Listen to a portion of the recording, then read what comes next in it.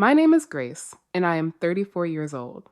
For 200 straight weeks, I sent $1,200 every Friday to the two people who taught me that love is a transaction. I was standing in a freezing Chicago ER, holding my daughter's medication bill in one hand and my mother's text in the other. It read, "Don't overdo it. Olivia means nothing to us." I stared at the confirmation screen of my last payment. I was funding people who viewed my sick child as an inconvenience. Drop a comment and let me know where you were listening from and what time it is for you right now. I would love to know who is part of our community. The monitors in the trauma bay were screaming, but for once, they were not the loudest thing in the room. That text message was ringing in my skull like a siren. I did not cry. I am an ER doctor in Chicago. I do not have the luxury of breaking down when things get messy. But in America, a white coat often comes with a mountain of debt. Between my six-figure medical school loans and the specialized treatments for Olivia that my insurance labeled experimental, every paycheck was a surgical calculation. I wasn't just working for a living, I was working to keep my head above water. I just stood there, staring at the screen until the blue light burned into my retinas. My hands were perfectly steady. No shaking, no panic. Just the kind of absolute clarity you get right before you make the first incision. I walked out of the bay, past the nurse's station, and sat on a cold plastic chair in the hallway. I did not ask my mother why she said it. I did not ask how she could look at a 7-year-old girl who had spent the last year fighting for every breath and decide she was worth nothing. Since the divorce, I had been the sole fortress protecting her. No child support, no backup, just me against the world. I thought my parents were the one safety net we had left, but I was wrong. I did not need a reason. In medicine, when a limb is gangrenous, you do not negotiate with the infection. You amputate. I opened my banking app. It was exactly 12 noon. Every Friday for 200 weeks, the same prompt appeared. Transfer scheduled $1,200 to Gregory and Jennifer. For 4 years, I had been the silent investor in their lifestyle. I had been footing the bill for their dignity while they were busy stripping mine away. My thumb hovered over the screen. $1,200. That was more than Olivia's specialized physical therapy sessions cost for a month. It was the price of the life-saving inhalers I sometimes skipped buying for myself just so I could make sure their country club fees were covered. I clicked cancel. The app asked for confirmation. Are you sure you want to stop this one-time transfer? I did not stop there. I went into the settings and found the recurring payment order. The one I had labeled family support, back when I still believed that word meant something more than a monthly subscription to guilt. I hit delete. I did not just pause it. I terminated the contract. By 12:03 p.m., I had just reclaimed $62,400 over the next year. I rubbed my eyes, trying to summon a single ounce of regret, but there was only a clinical sense of relief. This was not a family feud anymore. It was accounting. I had been paying for a version of love that was never going to be delivered. I was closing a business that had been operating in the red for my entire life. I pulled up my mother's text thread. The 3 little dots were already dancing, showing she was typing something else, probably a follow-up demand for the homeowners association fee or a complaint about the weather in Cabo. I did not wait for her to finish. I typed one sentence. Message received. I have updated my records accordingly. Have a wonderful time in Mexico. I hit send and set the phone face down on the bench. For the first time in 200 weeks, the Friday debt was gone. I stood up, straightened my white coat, and walked back into the ER. I had actual lives to save. People who actually had something worth fighting for. I stood by the window of the break room, watching the Chicago sleet turn the city into a gray, frozen graveyard. For 4 years, I had been living in a cage without bars. It is a strange thing, being a highly trained emergency room physician who can manage a multi-vehicle trauma without blinking, yet still feels like a trembling child when her mother calls. I call it the survivor's invisible chain. It is a psychological prison made of what-ifs and not enoughs. My parents, Gregory and Jennifer, did not use physical locks. They used a carefully constructed narrative of debt. They raised me to believe that every meal I ate as a child, every pair of shoes I outgrew, was a loan that required a lifetime of interest. I had been paying that interest for 200 weeks in the form of $1,200 every single Friday. I remember one specific Tuesday, 2 years ago. Olivia was 5 then, and her lungs were still struggling after a severe bout of pneumonia. I needed to buy a high grade home oxygen concentrator that cost exactly $850. To afford it without dipping into the parents' fund, I skipped lunch for 3 weeks and took on 4 extra double shifts. While I was drinking lukewarm coffee for dinner to save a few dollars, my father called me. He was not asking about his granddaughter's breathing. He was demanding an extra $500 because the property management fees for their Chicago mansion had increased, and he refused to live in a building that did not feel prestigious. The truth was, that mansion was a hollow shell. My support didn't buy them luxury. It barely covered the back, taxes and overdue utilities required to maintain the facade they were so desperate to show the world.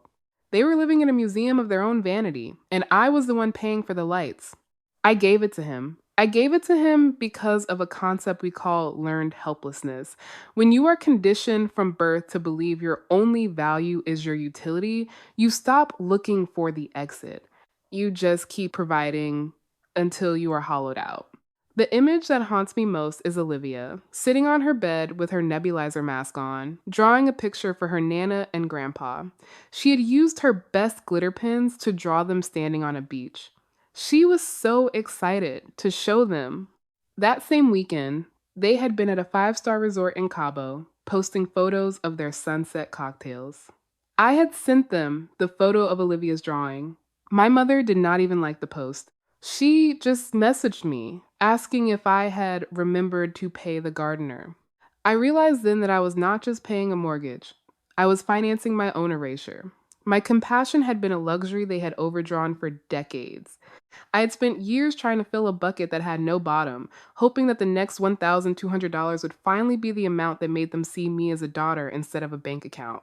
But that is the trap of the narcissist investor mask. They do not want you. They want what you can do for them. And as I watched the sleet hit the glass, I finally understood that the only way to win a game where the rules are designed to make you lose is to walk away from the table. By 5 p.m. on Friday, the fragile peace of my silence was shattered. The first notification pinged from my aunt, followed by a message from a second cousin I had not spoken to in 3 years. My mother had taken to social media. She posted a long, winding paragraph about the tragedy of parents who sacrifice their youth to raise a child, only to be abandoned the moment that child finds a little success and a high-paying job. She wrote about the coldness of a daughter who has forgotten her roots and the heartbreak of being cast aside like trash. She did not mention my name, but she did not have to. The comment section was already filling up with sympathetic emojis and prayers from relatives who had no idea. I had been footing her luxury bills for 200 weeks. 10 minutes later, my father called. I did not hesitate. I answered and immediately hit the record button. He did not start with a greeting. He started with a roar that made the speakers in my phone crackle. "Where is the money, Grace?" My credit card just bounced at the pro shop. "Do you have any idea the level of embarrassment you have caused me today?" I told him, as calmly as if I were delivering a test result, that I had made my position clear in my text message. He did not listen. He just escalated. "You think you can play games with us because you wear a white coat now? You are ungrateful. You are unfilial. And frankly, that kid of yours is the reason you have become like this. Olivia has been a millstone around your neck from the day she was born. She is nothing but a burden who has stolen the attention and the financial resources you rightfully owe to your parents. You are choosing a sick child over the people who gave you life." As I listened to him scream, I realized I was witnessing a perfect display of what we call the trap of cruel normalization. To Gregory and Jennifer, my role as their personal ATM was not a choice. It was a natural law, as unquestionable as the sunrise. They had spent decades normalizing the idea that their comfort was worth more than my daughter's well-being. They were not just being mean. They genuinely believed they were the victims because their investment, which was me, had stopped yielding its weekly dividend. They had reached a point of narcissistic entitlement where they could call a 7-year-old child a burden without a single flicker of shame because in their world, anything that did not serve their bank account was an obstacle. I did not defend Olivia. I did not defend my career. I just sat in my car in the hospital parking lot, watching the recording timer on my screen count up. 5 minutes and 42 seconds of pure documented toxicity.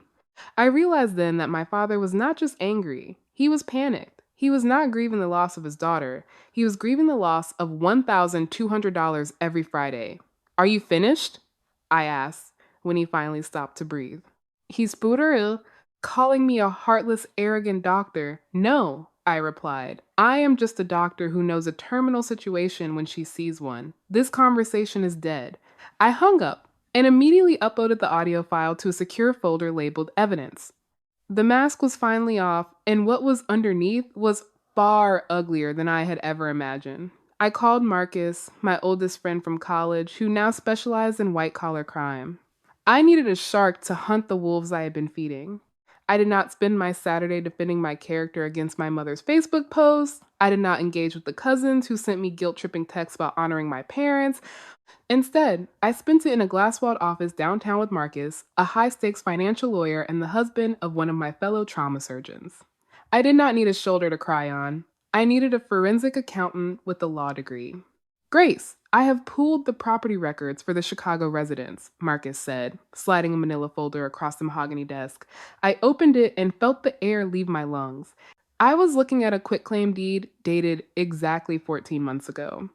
My parents, Gregory and Jennifer, had transferred the entire title of the mansion to my older brother, Lucas, for the sum of $10. For over a year, I had been sending out $1,200 every single week to help my aging parents stay in their home. In reality, I had been paying the mortgage on my brother's private estate. Lucas is 31 years old. He has not worked a full-time job since 2022. He spends his days posting about the hustle while living in a $5 million house funded by my double shifts in the emergency room. I sat back in the leather chair, my mind doing the clinical math.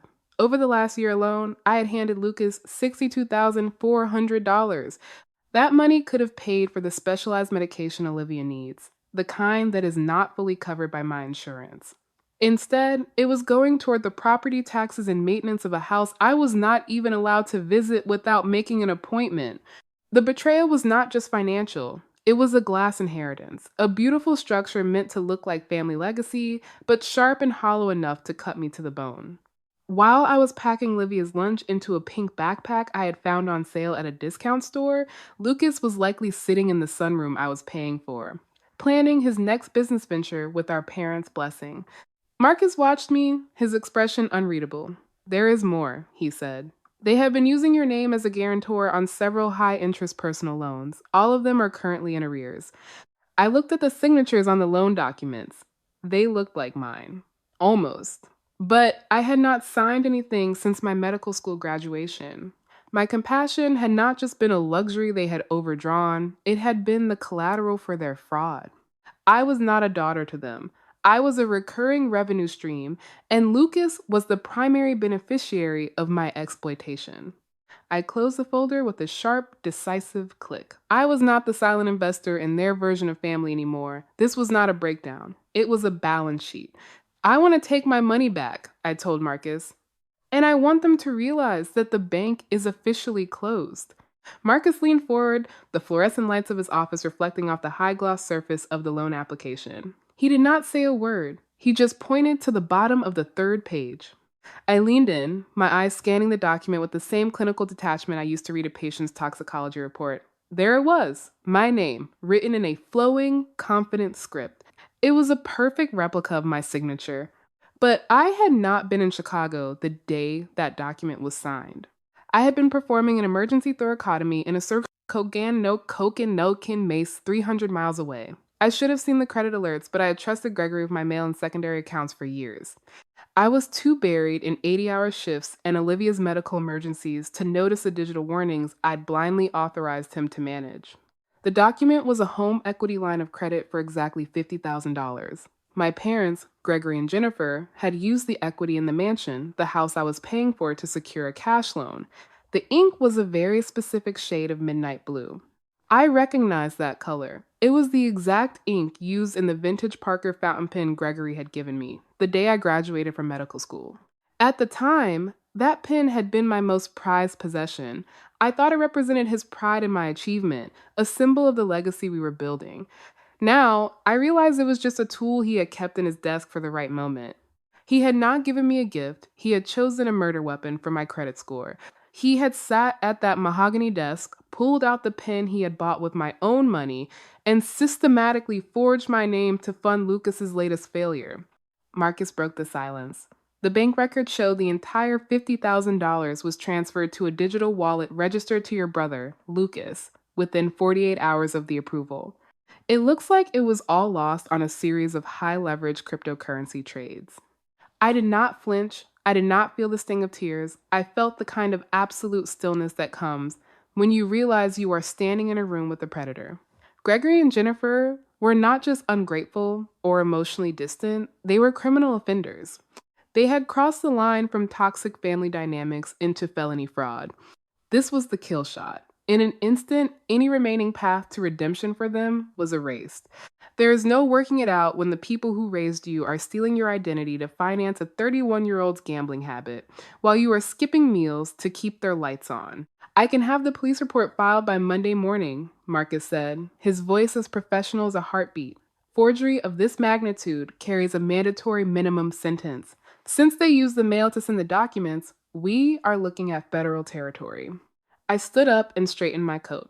The Parker pen was still in my parents' house, probably sitting in the top drawer of the desk Gregory used to play wealthy patriarch. I did not want the pen back. I did not want an apology. I wanted the ledger to be balanced. Don't file the police report yet, I said. My voice was calm, factual, and lethal. I want to deliver the diagnosis in person. I want them to see the exact moment their version of reality expires. I walked out of the office. The Chicago wind was biting, but I did not feel the cold. Inside, my mind glowed with a different kind of sunrise, the kind made of facts, numbers, and quiet retribution. I was no longer a daughter. I was the executioner of a long overdue judgment. The air in the suburbs of Chicago was a biting 30 degrees, but the heat inside my parents' mansion was stifling. I walked through the front door without knocking, using the spare key I had not returned yet. I could hear the clinking of crystal and the low hum of practiced laughter from the dining room. Gregory and Jennifer were hosting one of their intimate soirees, the kind of event where they perform the role of successful, loving pillars of the community, while I worked double shifts to fund the stage they stood on. Tonight was the peak of their delusion. I knew Gregory was using the dinner to boast about how he'd sacrificed everything to put me through med school, using my success as a prop to win a local community leadership award. He was selling the story of a devoted patriarch, and I was done being his silent advertisement. I did not take off my coat. I did not greet the guests. I walked straight into the dining room and stood at the head of the table. My mother, Jennifer, froze with the silver fork halfway to her mouth. My father, Gregory, looked up, his face reddening with a mixture of embarrassment and authority. The guests, people who had probably read my mother's Facebook post about her heartless daughter, looked at me with a curiosity that felt like a surgical probe. Gregory was the first to find his voice. He stood up, adjusting his silk tie. Grace, this is highly inappropriate. We are in the middle of dinner. If you have come to apologize for your dramatic outburst last week, you can wait in the study. I did not answer him. I did not even look at him. I pulled a thick manila folder from my bag and dropped it onto the table. It slid across the polished mahogany, knocking over a glass of vintage wine. The red liquid spread across the white tablecloth like a trauma wound. I watched it for a second, then looked at my father. I am not here to apologize, I said. My voice was low, clinical, and perfectly steady. I am here to deliver a prognosis. Jennifer laughed, that sharp, brittle sound she used to dismiss anything she could not control. A prognosis? Really, Grace, stop playing doctor for 5 minutes. You have made your point by cutting off our support. Isn't that enough attention for you? In that folder is a copy of a home equity line of credit for $50,000, I said, ignoring her. It is signed by me, except I was not there. The ink is from the Parker pen Gregory gave me for graduation, and the money was transferred directly to a digital wallet owned by Lucas. The room went silent, the kind of silence you only hear in a morgue. Gregory's face did not just turn red, it went a sickly. Ash gray. Lucas, who had been leaning back in his chair, looking bored, suddenly sat bolt upright. My mother's composed mask did not just slip, it shattered. That is identity theft, I continued, my voice gaining a lethal precision. It is forgery and federal wire fraud. I have the bank records, the medical logs proving I was in surgery when that document was signed, and a sworn statement from a forensic handwriting expert. Gregory tried to speak, but his voice was a strangled rasp. Grace, we were desperate. Lucas needed the capital. We were going to pay it back once the investment. I don't care about the investment, I interrupted. And I do not care about your desperation. I have spent 4 years carrying the burden of your lives while you called my daughter a burden. You did not just steal my money, you stole her future. You used my name as a shield while you stabbed me in the back. I leaned down, my hands flat on the table, looking Gregory directly in the eye. This is a formal voluntary settlement agreement. By signing, you acknowledge the unauthorized use of my identity and agree to full restitution by reverting the mansion's title to me. In exchange, I will withhold the federal fraud report Marcus has ready to file. This isn't a threat. It's your one and only chance for a private resolution. Jennifer burst into tears, the loud, theatrical kind that usually worked on me. You cannot do this. We are your parents. You are putting us on the street. This will kill us, Grace. Do you want to be the reason your father has another heart attack? I looked at her, and for the first time in 34 years, I felt absolutely nothing. No guilt, no reflexive need to save her. Just the cold realization that my compassion had been a luxury they had overdrawn for too long. Sign the papers, or Marcus hit send on the fraud report to the district attorney's office right now. The evidence is digital, the crime is documented, and the felony is inevitable. I signaled to the woman standing quietly by the foyer, a mobile notary I'd hired for the hour. She is here to witness your voluntary signatures and stamp these documents. Once the ink dries, this house is officially mine again. You have 60 seconds to decide if you want to leave this house in a moving truck or a squad car. I slid the quitclaim deed toward Lucas, the paper scratching against the mahogany. You are the legal title holder, Lucas. Sign it now, or you can explain to the FBI how $50,000 of forged credit ended up in your digital wallet. This is the only way you don't trade this sunroom for a federal cell. Gregory's hand shook as he reached for the Parker pen sitting in his pocket. He signed. Lucas watched in stunned silence as his inheritance vanished in a streak of midnight blue ink. As I picked up the folder, my mother grabbed my wrist, her eyes red and frantic. How can you be so cruel? We gave you everything. You are killing us slowly. I pulled my arm away and looked at her with the same detachment I used when calling a time of death. No, Mom, I said. I am not killing you. I am just refusing to die in your place anymore. You have until Sunday to clear your things. After that, the locks change and the charity ends. I turned and walked out of the mansion. The Chicago night was freezing, but for the first time in 200 weeks, I could breathe. 6 months after the locks were changed and the ghosts were evicted, Chicago felt different. The winter was still brutal, but inside our new apartment, the air was light. Olivia was sitting on the rug, her dark hair healthy and shining, packing her pink backpack for school. Her breathing was deep and rhythmic, no longer punctuated by the terrifying rasp of congestion that had haunted her first 6 years. She was not drawing silver-haired stick figures anymore. She was drawing a park, a hospital where she said, "Mommy saves the world," and a woman with giant glitter earrings named Vanessa. I sat at the kitchen table and opened my banking app. It was Friday at exactly 12 noon. For 200 weeks, this was the moment of the great siphon, the moment $1,200 would vanish into the black hole of my parents' entitlement. But today, the notification that popped up did not say transfer scheduled to Gregory and Jennifer. It said recurring transfer confirmed $1,200 to Olivia's future savings. That was the real harvest. I realized then that saying no to the people who were killing me slowly was the only way I could truly say yes to my daughter. Justice is not just about the punishment of the wicked, it is about the protection of the innocent. While Gregory and Jennifer were busy navigating their new reality in a cramped apartment on the outskirts of the city, and Lucas was finally learning the definition of a 40-hour workweek, I was building a fortress of security for the one person who actually valued my presence. Looking back on this journey, I have come to realize that some people never confuse love with money because to them, love has always been the most effective way to ask for money. We are often taught that family is a bond of blood, an obligation of endurance, and a debt that can never be paid. But that is a lie designed to keep victims compliant. True family is whoever shows up when there is nothing to gain. It is whoever can look at a child and see a human being instead of a financial inconvenience. If you find yourself sitting at a table where your presence is tolerated but your resources are expected, remember this: setting a boundary is not an act of cruelty, it is a declaration of self respect. Saying no did not make me a bad daughter, it made me a responsible mother.